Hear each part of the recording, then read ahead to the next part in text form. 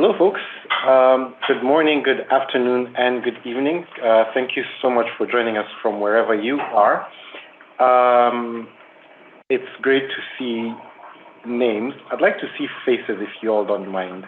If you're able to come off video and just give us a little, come on video, sorry, and just give us a little wave, that would be awesome. I see Innocent, James and Sam are there. Oh, hey, Miguel, good to see you. Miguel, have you gained weight? Sorry, no, you look like it's been a good to see you. I've been buffing up. Jane, Miguel, we'll hit him for you. Hi, it's good to see you. Hi, good to see all these folks. Excellent. Really happy to see your smiling faces, and I cannot wait to see hopefully all of you in Lusaka, Zambia, in the end of October, early November. If you do not know what that's about, I will give you details at the end of today's call. So stick around for that. Miller, good morning. Thank you for waking up early. Manzi, where are you? I'm good. All right. There we go. Now we can see you. Great to have you, Manzi. Excellent. It's really good to see all of you. We've got a really good day. Hopefully, we'll let you out an hour early. We have updated the agenda on Shed, so you're able to see the changes. We'll start with Sam and Miguel, the core team update, and then we'll go into our usual product discussions. And today we're doing a voting, which means you get to have a voice in the direction that we are going to go into the next PI. There are a couple of changes. I'm pretty sure Paul will talk through some of those as relates to the work streams today, and the governance of the work streams going into the next PI, so that's something you should pay attention to. Without further ado, I will pass it over to Mr. Sam and Miguel. Thank you, Simeon. Sharing. Hi, everyone. My name is Samuel Kumari. I'm with the Mojulu Foundation and working on technical delivery of some of the items. And have with me Miguel, Paul, and Vijay will be co-presenting today. But obviously, there's been a work done by a lot of other people as well in the background who are not going to present today. So thanks to everyone. When I was looking at the title, Core and Releases and Maintenance, I think a little bit of history. A while ago, we had feature teams for many different things. We had a team for core maintenance. We had a team for payment manager. I think we even had some people working on WSO2 specifically. We had a team for finance portal, testing toolkit, DevOps and IAC, things like that. But as we evolve, you can see that now it's more about maintaining the platform itself, not just the core. Of course, core is an integral part of that, but we also have third-party maintenance and API gateway and infrastructure, finance portal, monitoring support, things like that. So we'll see what's going on with some of these things, especially what we've done in the past PI to make sure that Mojulu works. We have releases that absorb the latest implementations and feature developments. So today we'll briefly looking at the agenda. We'll go back, Miguel, to slide 2. We'll look at the releases done this PI on Mojulu core itself, Mojulu Helm release or Mojulu releases, and then the IAC releases to support them. We'll look at changes to the finance portal, some testing enhancements and optimizations we've done to our cloud deployments that we use dev and QA environments. And finally, we'll wrap up with looking at releases and roadmap that we've looked at briefly at the intro session during the engineering strategy. Thanks everyone for, especially Miller and others from Pacific Time Zones and others who joined at an inconvenient time.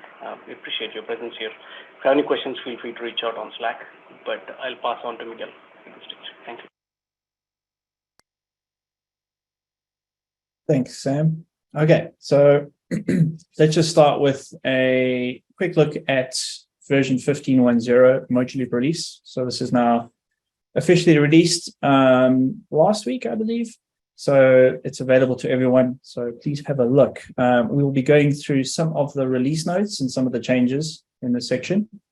So at the top here, you can access the release notes at any point, anytime you want. You can just follow this link. There's also a bit.ly URL just for convenience sake if you want to type that in. So this was actually released on the 21st of this month. And I'll be taking you through some sections of the release notes so you can get a feel of what's changed and also how the release notes also work to a large extent. A lot of the detail will be covered in other sections by other people. So let's begin. So looking first at the release notes, I would say the best place to start is probably the summary. This really takes you through what are the main changes and what are the important things really of a release itself. So I've highlighted some of those things here for you. So for example, the first point is we've had some updates for the account lookup service and the transaction request services. And this is basically to support ISO test currencies, right? So this is really useful. This allows you to basically use those test currencies for your validation of a Mojaloop switch itself. And this potentially also is really useful specifically in a production environment. We also have some updates for the scheme adapter.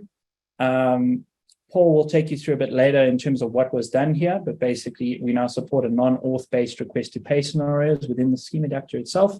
It was already supported before, but we've made it or enhanced it and made sure it's more closely aligned to the FSP IOP specification. And importantly, we've also added tests to be able to validate that functionality. We've also done some quality of life improvements to our Helm tests and cron jobs. So some of the issues we had previously was the stability of those tests, and when they run daily, etc., they fail. So we've done some improvements to fix those things. In fact, we've also added some additional configurations to support that. So for example, we now allow failures. So our Helm tests run in a consecutive order. So for example, we have our GP tests, our golden path tests. We have third-party tests, we have bulk tests, and those run in sequential order, right? And if they fail, the other tests that follow it would not run. So now you're able to actually configure that, whether you want the test to run or not, if there's a failure. As well as some parameterization of some of the values for restart policies, back-off limits, and as well for the cron job to be able to configure the successful job history or failed job history limits. You can even start a cron job whether you want to have it suspended or not, and as well as configure the time zones. We've also moved the command arguments for these tests and cron jobs to the value configurations itself. This allows you to override them and even customize them. Lastly, we have some changes or improvements to the testing toolkit. It now supports no callback rules, and this is really useful, especially when you're testing no response PAID FSP test case scenarios. You'll see a little bit more later from VJ on that, as well as some additional configurations for the payer name in the mobile simulator. So once again, this is just a summary. If you go to the test notes, there's actually a detailed breakdown for the features and the bugs, as well as a link to each of the stories for these particular changes, etc., within the release notes, if you want to see the details. Next, in section 3, you also have a list of the application versions that are included or packaged within a release on the left side of this slide. And I've highlighted where those changes have been made. So for example, account lookup service has been changed from version 14.00 to 14.10. Of course, you can follow the link to that specific version, and you can also click on the compare, and that will take you to a detailed list of actually what are the physical changes that were made between those releases. And of course, you also have access to the existing services that were not changed. You can access those release notes for those as well. We also have an update for the transaction request service, the SDK scheme adapter, and the ML testing toolkit UI. On the right, we have our testing notes. The most important part, I think, is also the dependency test matrix itself. And this shows what are the components we use to validate and test a release. So for example, we have Kubernetes here. We tested this on 1.27.1. In fact, we've also tested this on 1.26 and it worked. We have the Containerd version. We have our operating system here, which was Amazon Linux. And we also have the backend dependencies that we used for this test. So the versions of MySQL, Kafka, Redis, MongoDB, etc. We also have the version of the testing toolkit test cases, which we'll see a bit later on in this presentation. So we have 15.10, which generally we try and match the version or the Helm release that we have for Mojaloop. It's not necessarily a golden rule, but we try to do our best to do that. We also have the example modular backend with no changes that were made for this particular release. Previously mentioned, I said there were changes to Helm tests on our cron jobs. So we now have a new Helm test on the left side here, which is for SDK request to pay tests. So that we will now see that in the Mojaloop Slack org announcements channel. So if you go there, you should see this and you should have access to the detailed report. And on the right, we've also done some enhancements to our cron jobs. So at the top here, we have traditionally our Golden Path cron job that we run on a daily basis. And this is within our Mojo 1 environment. And what we find is after a couple of days, what would happen is those tests would start to fail. And that was because the test FSPs were running out of liquidity. So what we did is we've now added another cron job to run cleanup scripts, which basically reset that liquidity, etc. And this GP cleanup cron job runs basically 15 minutes later than the actual GP cron jobs. And of course, you can configure those times, etc., if you want to run these in your environment. So if you go to the announcements channel, you should see every day the Golden Path tests that run on the standing environment, as well as the cleanup that run 15 minutes later to make sure that when we run the next day, we don't run out of liquidity going forward. We also have some updates to the finance portal version 3 or the business ops framework. We actually have two releases. We have a version 3.00 and a 3.01. Once again, you can access the release notes over here. I've also linked to the test cases as well. But in version 3.0, we had some, let's say, breaking changes. But these breaking changes, don't consider them anything major. All we've done is we've taken the configuration for the data stores, for example, MySQL, etc., which were actually encoded into URIs or URLs, and we split those into the individual constituents in terms of username, password, host, port, etc. And we've done this for a couple of reasons. In Kubernetes, we need to be able to inject these details to support more secret management use cases, etc., and make sure the environment's secure. And so what we've done is we split those out. So that configuration is still there. It's just in a different format, right? Instead of having a single URL that you would traditionally have, now it splits those individual things. So just be aware of that. And this impacts these two services, the reporting events processing service and the reporting API service.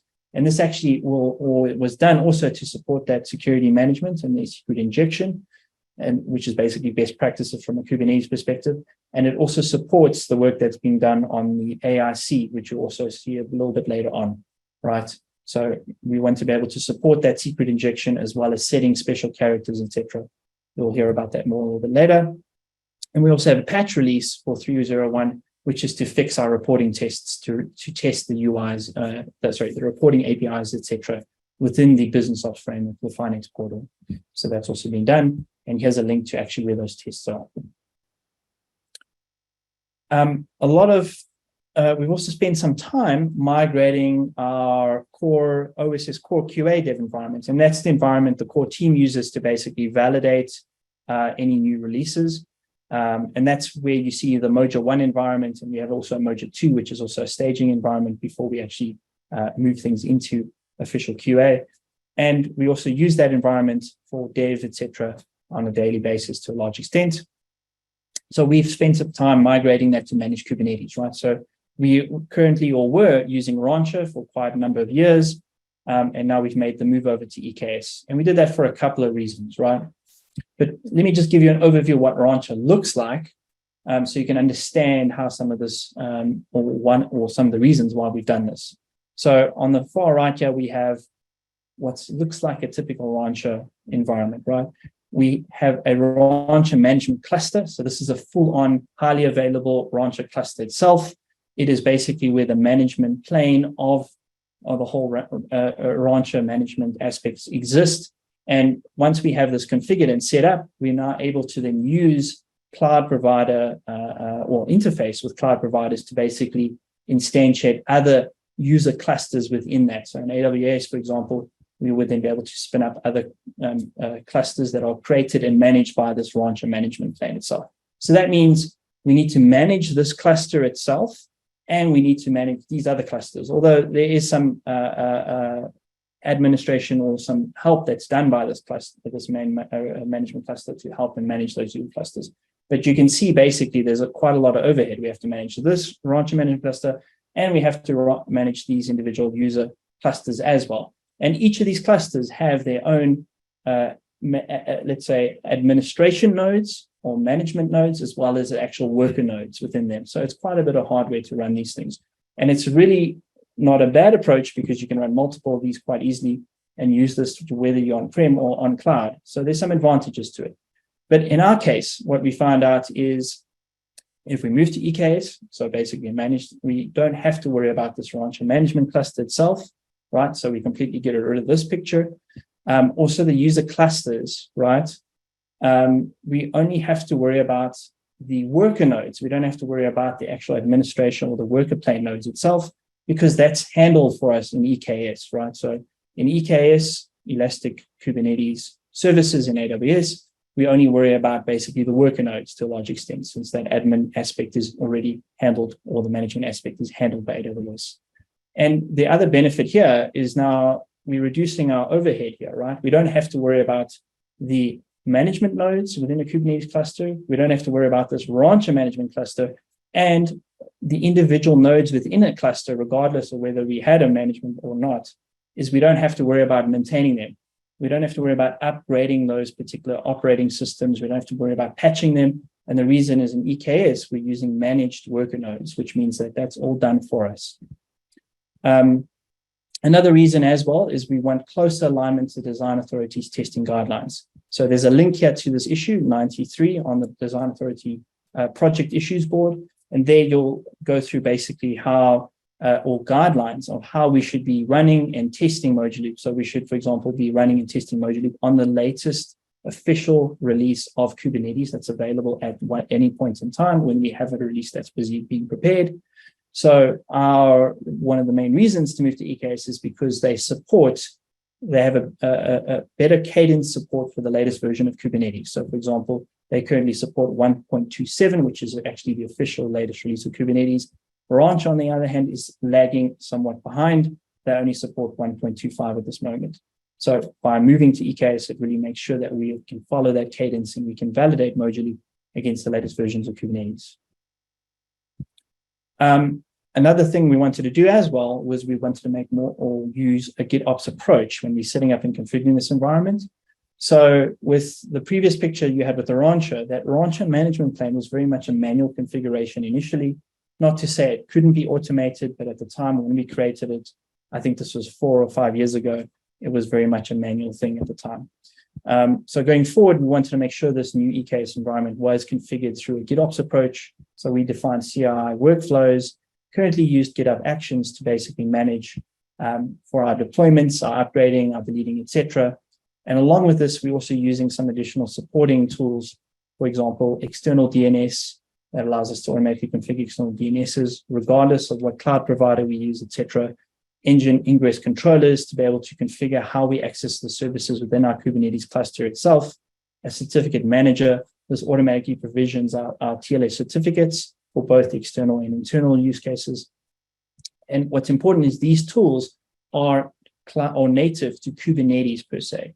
It doesn't matter what cloud provider I'm in pretty much, as long as it's one of the popular ones, or even in most cases, whether I'm on-prem, these tools can be used to configure those things. There's obviously slight configuration changes between those, but in essence, it's very much a Kubernetes native solution to handle those aspects, regardless of what platform I'm running Kubernetes on. We also have the ability to deploy our QA environments, Mojo 1 and Mojo 2.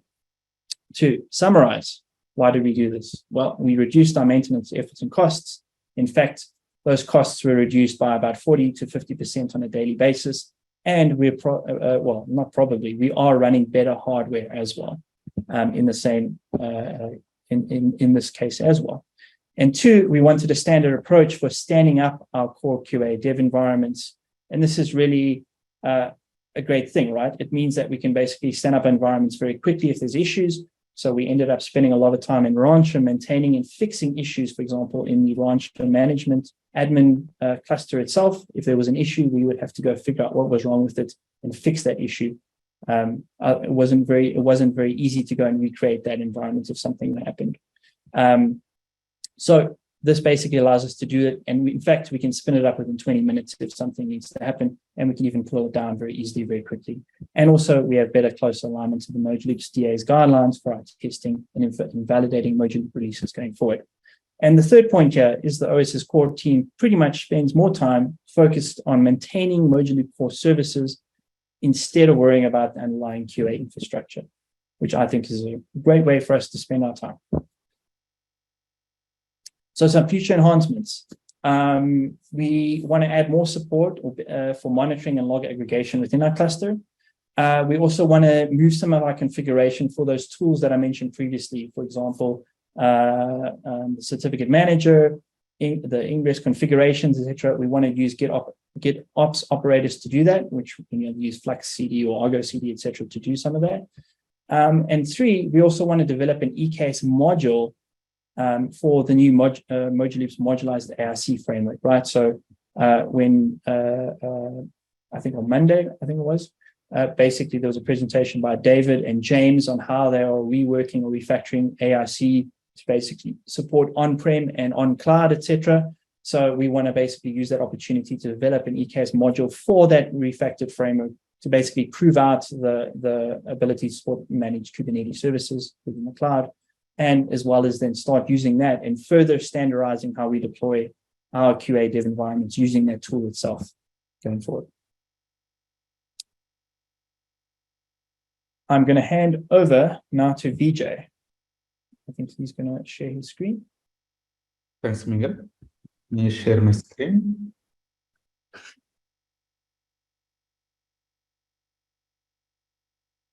Can you see my screen? Yes, we can. Hello, everyone. This is Vijay Kumar. I'm Solution Architect from Inifitex. Today, I'm going to talk about updates in IAC, Mojaloop Core Test Harness, which is Docker Compose-based Mojaloop local deployment, and a few updates in testing enhancements. So coming to IAC, we had 2 releases in this PI.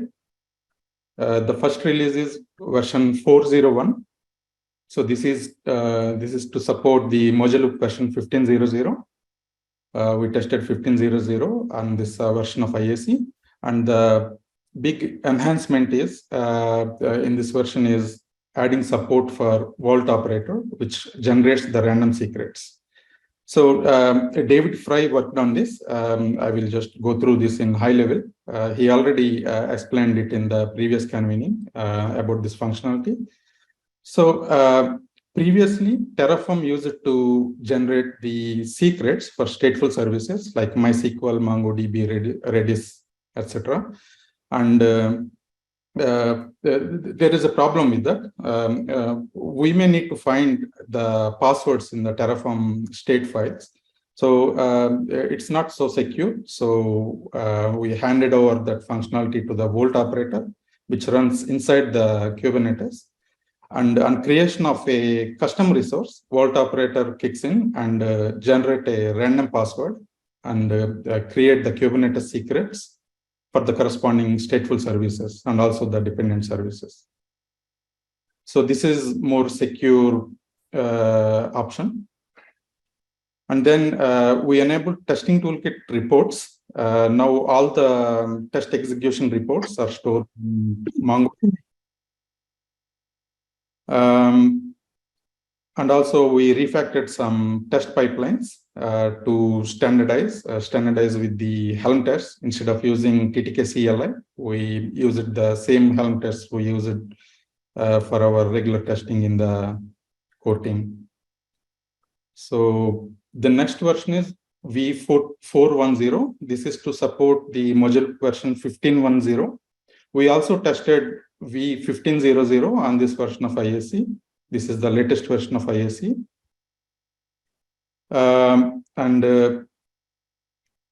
Now we fixed the special characters issue in the passwords, which we had in the previous version. So we fixed those issues in the corresponding finance portal services and upgraded the corresponding versions in this IAC version.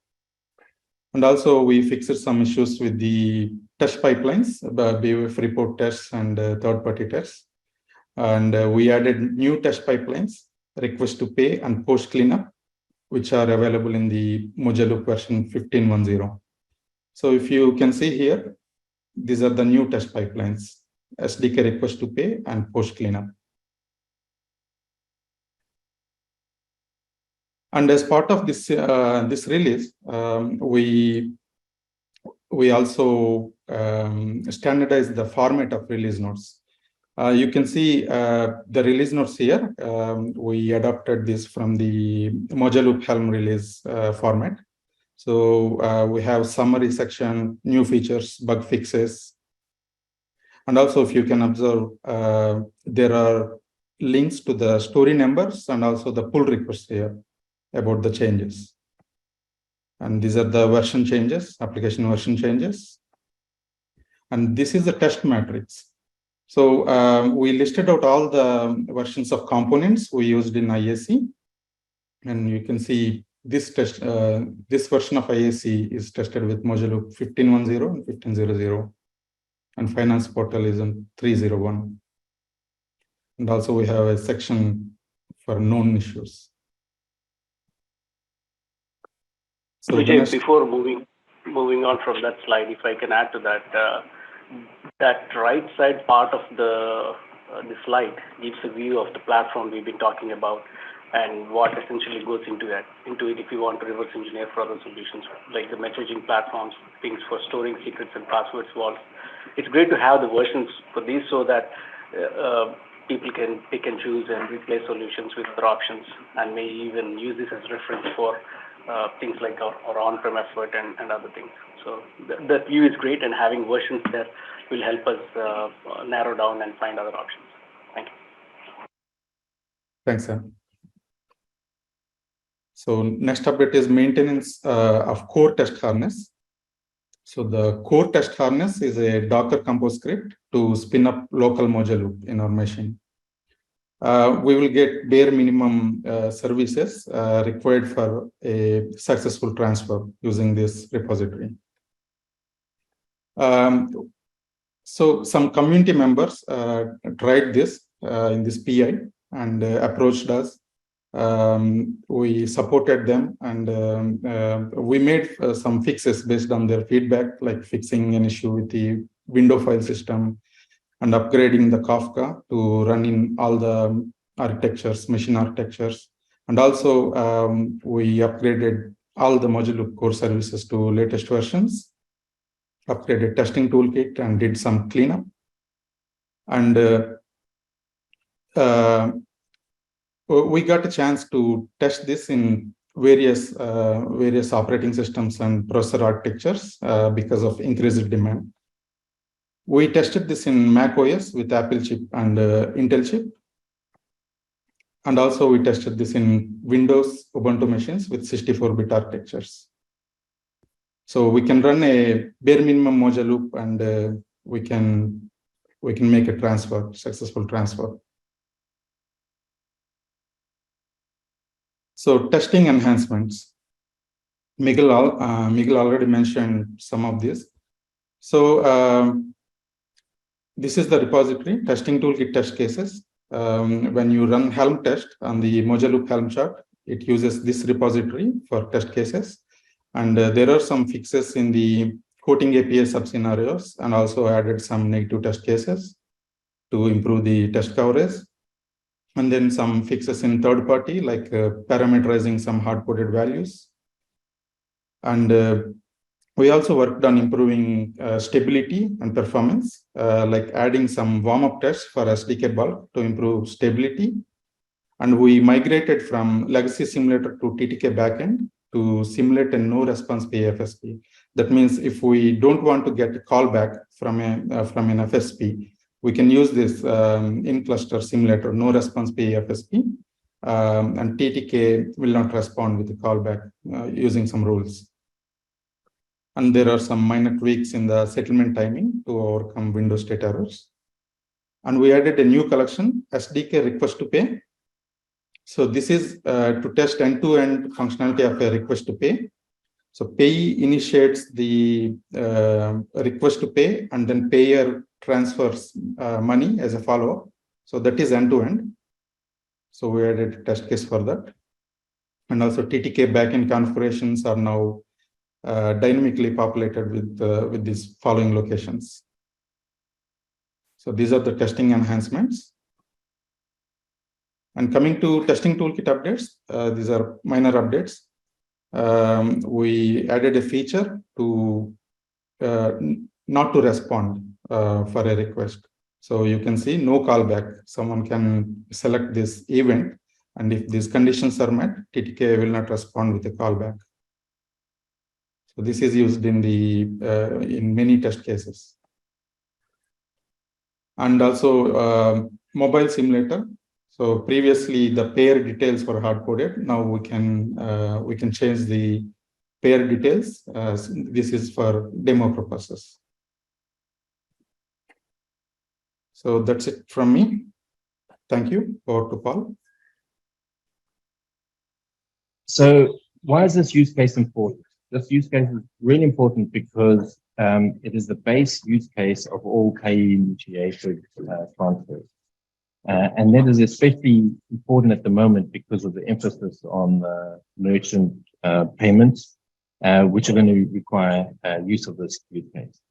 So we had a look at this because we were intending to use it, and we found a few gaps in the implementation and support for it on the SDK scheme adapter.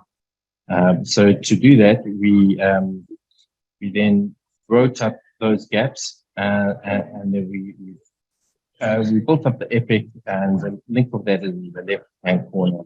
And we then sort of proceeded to work down that list, and I'll give you an update now of exactly how far we got. But before that, let me give you a quick sort of summary of what that use case is. So if you advance the animation. So how it works is the payee initiates the transfer with something called a transfer request, and that request then goes to the payer FSP. And then that payer FSP has got two things to do. The first one is authorize that request to make sure that they're happy and should proceed with the request that's been provided to them. And then they perform the transfer. And that's a normal P2P transfer in the same way that we normally do payer initiated transfer. So when we had a look at the functionality, we found that there were some request to pay tests in the golden path, but they were fairly limited, and they were only interacting directly with the modular core. When we tried to use that functionality through the SDK scheme adapter, that's where we started to notice all these gaps, and we realized that it wasn't quite following the API standards. So we listed those gaps and then started addressing them. The first and most important thing then that we did is we created this new test set that goes through the SDK scheme adapter. And in fact, that test set is a much more comprehensive test of the use case. So it tests edge cases and error callbacks. So it's a much bigger coverage test than the test currently sitting in the golden path. Okay, advance the animation, please.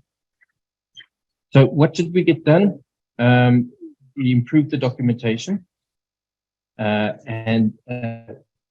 the support for it through the SDK was actually fairly confusing. It confused us. We looked at it and we thought, we don't know how to use it. Good documentation is now available and online, and describes exactly how that support is supposed to work and how to interact with it. So that's a good thing. We then added the new SDK tests. We needed to update the SDK backend APIs.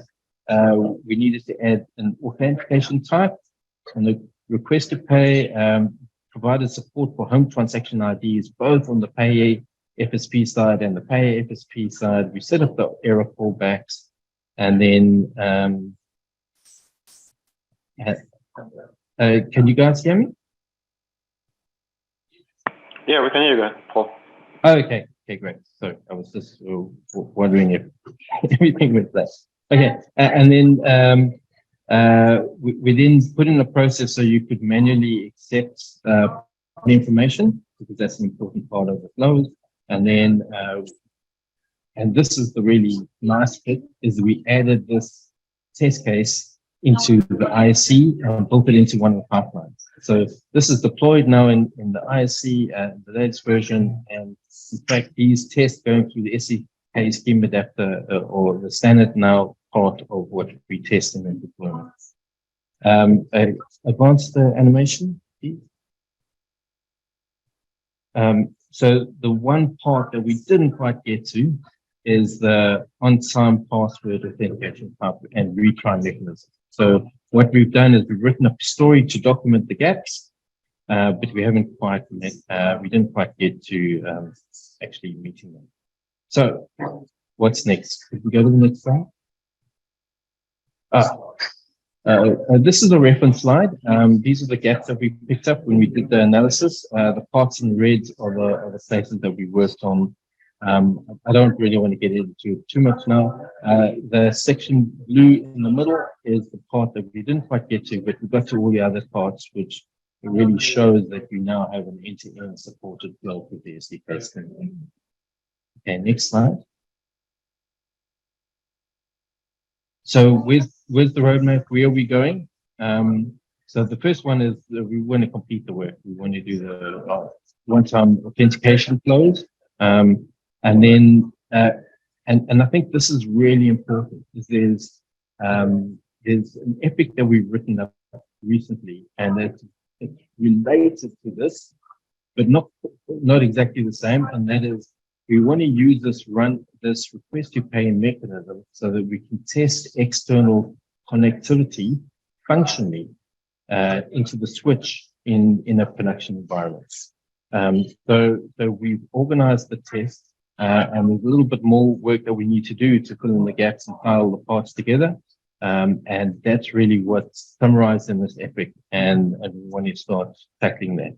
And what that would give us is the ability to be able to run functional connected tests from the hub for all your external DFSP in a production environment.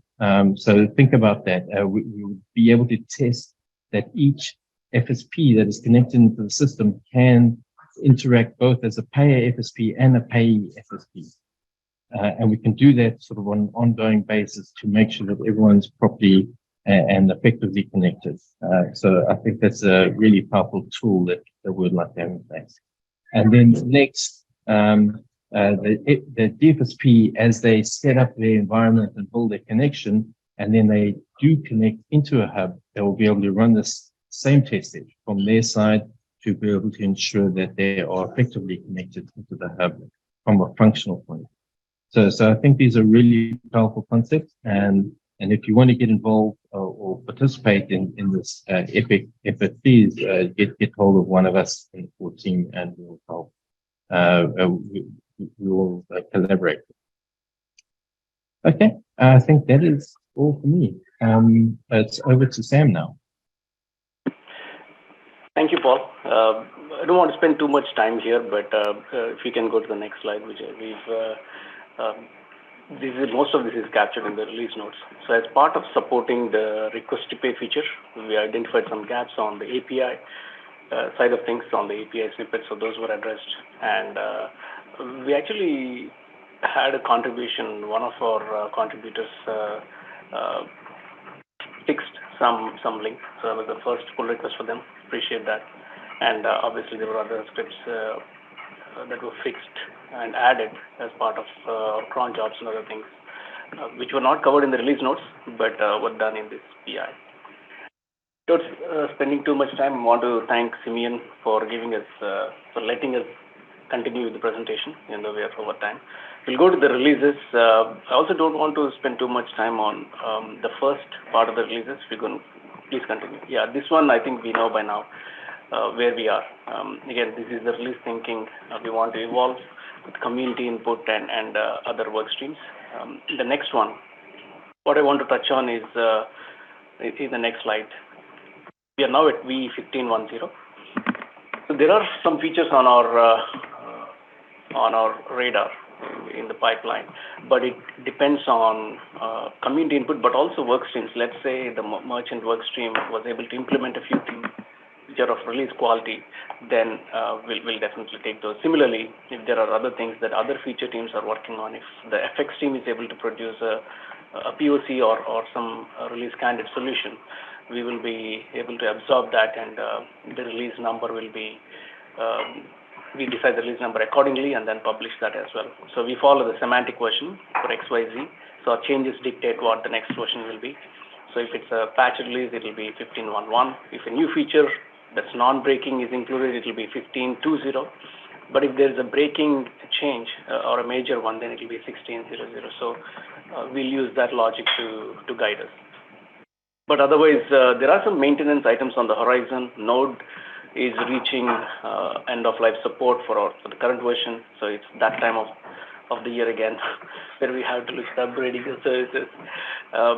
And we've been also advocating for meeting some requirements and requests from adopters regarding making performance testing as part of release testing and things like that. So want to develop a good setup that can apply to both of our code bases, vNext and the current version, and also possibly capture some data regarding, and of course regarding the underlying infrastructure as well, the numbers of what can be done. And if there are any bugs that can be fixed, if there is an implementer who encounters a bug in, let's say, account lookup service, which should be very straightforward, we want to prioritize fixing those kinds of things as well. And make sure that they're able to meet their minimums, whether it's 2 TPS or 200 TPS, without going too much or without investing in too much in the infrastructure and hardware. We also want to increase more automation as part of our release testing. So Miguel has been advocating for this for a while, where instead of manually testing, what if we deploy like a K3s version of smaller footprint, and then deploy our modular releases and automate all our testing there. It's partially automated, meaning that it's part of Helm test, but it's still not part of our CI/CD pipeline. So we want to investigate that in our future releases. Of course, we've been talking about settlements enhancements and Tiger Beetle enhancements, PSP bulk support, FX support, and these kind of things. So we'll explore that as well. As and when features are developed and released with release quality, like that meet our metrics set down by the criteria and documented, 90% code coverage and documentation, following the templates for documentation, things like that, we'll be able to absorb those. So these are on the horizon.